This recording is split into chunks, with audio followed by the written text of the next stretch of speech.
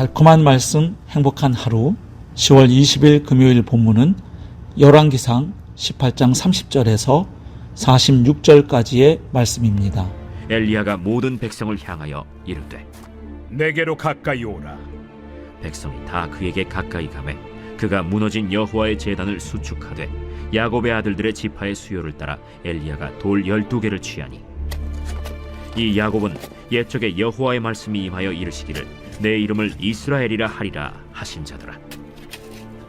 그가 여호와의 이름을 의지하여 그 돌로 제단을 쌓고 제단을 돌아가며 곡식 종자 2세알을 둘 만한 도랑을 만들고 또 나무를 버리고 송아지의 각을 떠서 나무 위에 놓고 이르되 동네 샘물을 채워다가 번제물과 나무 위에 부으라. 다시 그리하라. 다시 그리하니 또 이르되 세 번째로 그리하라. 세 번째로 그리하니 물이 제단으로 두루 흐르고 도랑에도 물이 가득 찼더라. 저녁 소제 드릴 때에 이르러 선지자 엘리야가 나아가서 말하되 아브라함과 이삭과 이스라엘의 하나님 여호와여, 주께서 이스라엘 중에서 하나님이신 것과 내가 주의 종인 것과 내가 주의 말씀대로 이 모든 일을 행하는 것을 오늘 알게 하옵소서. 여호와여, 내게 응답하옵소서. 내게 응답하옵소서.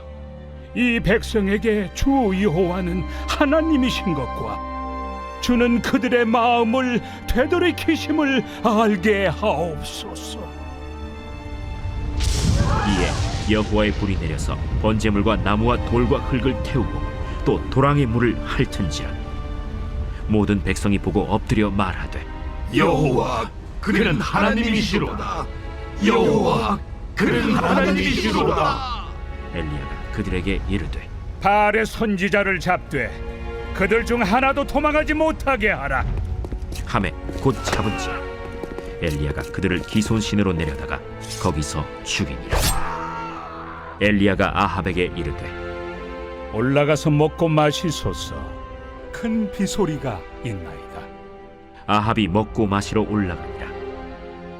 엘리야가 갈멜산 꼭대기로 올라가서 땅에 꿇어 엎드려 그의 얼굴을 무릎 사이에 넣고 그의 사환에게 이르되 올라가 바다 쪽을 바라보라. 그가 올라가 바라보고 말하되 아무것도 없나이다. 7번까지 다시 가라. 7번째 이르러서는 그가 말하되 바다에서 사람의 손만한 작은 구름이 일어나나이다. 올라가 아합에게 말하기를 비에 막히지 아니하도록 마차를 갖추고 내려가소서 하라. 조금 후에 구름과 바람이 일어나서 하늘이 캄캄해지며 큰 비가 내리는지라. 아합이 마차를 타고 이스라엘로 가니 여호와의 능력이 엘리야에게 임하매 그가 허리를 동이고 이스라엘로 들어가는 곳까지 아합 앞에서 달려갔더라. 어제 본문에서 시작된 갈멜산의 대결이 오늘 본문에도 계속되고 있습니다. 어제 본문에서 엘리야의 제안에 따라 바알 선지자들이 먼저 제물을 바치고 아침부터 저녁 소제 때까지 열성적으로 기도하며 바알로부터 불의 응답을 기다렸지만 당연히 응답은 없었습니다. 이제 엘리야의 차례입니다. 오늘 본문에서 엘리야는 먼저 백성을 가까이 불러 모으고 무너진 제단을 수축합니다. 즉 12돌을 모아 제단을 쌓습니다. 이것은 10지파로 찢겨나와 우상숭배에 빠져있는 북이스라엘 백성 앞에서 이스라엘의 12지파를 상징하는 12돌을 쌓아 그들의 정체성을 상기시킨 것입니다. 그리고 엘리야는 이어서 도합 12통의 물을 제단 위에 부어 제물을 흠뻑 적십니다.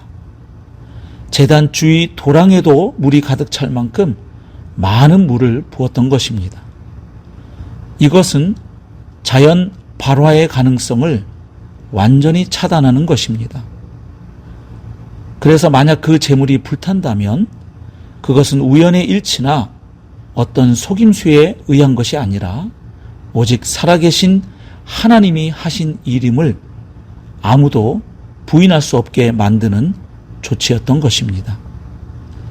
이렇게 준비를 마친 후에 엘리야는 하나님께 간곡히 기도합니다. 그 기도의 내용은 여호와가 유일하신 참 하나님이심을 이 백성이 알게 해달라는 기도였습니다. 그러자 하나님은 즉각 불을 내려 제물은 물론 제단 주변까지 완전히 태워버립니다. 이를 목격한 온 백성은 여호와가 참 신임을 고백합니다. 그리고 바알 선지자들을 모두 죽입니다. 그리고 나서 엘리야는 아합 왕에게 이제 큰 비가 올 거라고 말한 후에 갈멜산 꼭대기로 올라가서 땅에 엎드려 하나님께 기도합니다. 하지만 처음에는 바다 쪽에 아무것도 보이지 않았습니다. 그러나 엘리야는 포기하지 않고 계속 기도했습니다. 7번째 가서야 마른 하늘에 손바닥만한 작은 구름이 나타났습니다. 그러자 엘리야는 아합 왕에게 사람을 보내어 비가 와서 길이 막히기 전에 어서 병거를 갖추고 내려가라는 말을 전합니다. 그만큼 엘리야에게는 확신이 있었던 것입니다. 비록 마른 하늘에 손바닥만한 구름이었지만 이제 조금 후면 하나님께서 약속하신 대로 큰 비가 내릴 것을 굳게 믿었던 것입니다. 결국 엘리야가 기도한 대로 또 말한 대로 하나님이 응답하셔서 하늘이 캄캄해지며 큰 비가 내렸습니다.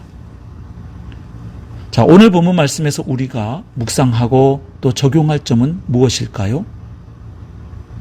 그것은 한마디로 하나님을 향한 사랑과 신뢰의 중요성입니다. 엘리야가 먼저 무너지고 방치된 제단부터 수축한 것은 갈멜산 대결의 목적이 어디에 있는지를 잘 보여줍니다. 그것은 한마디로 하나님의 하나님 되심을 이스라엘 백성이 알게 하려는 것이었습니다. 무너진 채 방치되어 온 그 여호와 제단은 바로 북이스라엘 백성들의 무너진 신앙 양심과 단절된 신앙 전통, 그리고 잊혀진 하나님과의 언약을 그대로 반영합니다. 그래서 무너진 제단을 수축하는 것은 우상을 척결하는 일이 황폐한 마음의 제단을 수축하는 것으로부터 시작됨을 잘 보여줍니다. 엘리야는 하나님과 바알 사이에서, 하나님과 거짓된 우상들 사이에서 머뭇거리는 백성에게 오직 여호와만이 살아계신 참 하나님이심을 보여주고 싶었던 것입니다. 이것은 엘리야의 하나님을 향한 사랑의 마음을 잘 보여줍니다. 사랑하는 하나님이 사람들에게 알려지고, 그래서 그분이 사람들로부터 예배와 찬양을 받으시기 원하는 마음인 것입니다. 이렇게 하나님을 뜨겁게 사랑하는 엘리야를 하나님은 이스라엘 백성이 다시 하나님께로 돌아오게 하는 그 일에 사용해 주신 것입니다.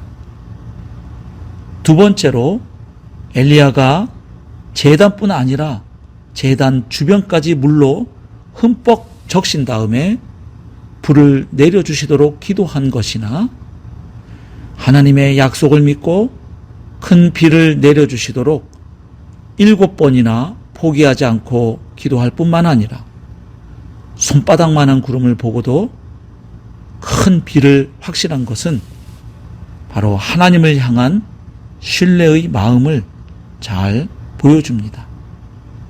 물론 하나님은 엘리야의 기도에 신실하게 응답해 주셨습니다. 사랑하는 성도 여러분, 우리는 오늘 하나님을 노골적으로 무시하고 거부하는 시대를 살고 있습니다.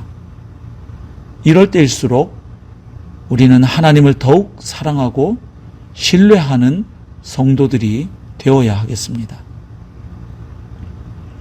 사랑하는 하나님을 이 세상 사람들이 알게 되고 믿게 되고 하나님께 돌아올 수 있도록 더욱 기도하고 노력해야 하겠습니다. 특별히 연말까지 주님께로 인도하기 위해 우리가 가슴에 품고 있는 그 태신자들을 위해서, 그 VIP들을 위해서 더욱 열심히 기도하고 그들에게 하나님의 사랑을 나타내 보여야 하겠습니다. 이 마지막 시대에 하나님을 더욱 뜨겁게 사랑하고 하나님을 신뢰함으로 그분의 말씀에 순종하고 그분과 함께 동행하는 복된 성도님들 되시기를 주님의 이름으로 축복합니다.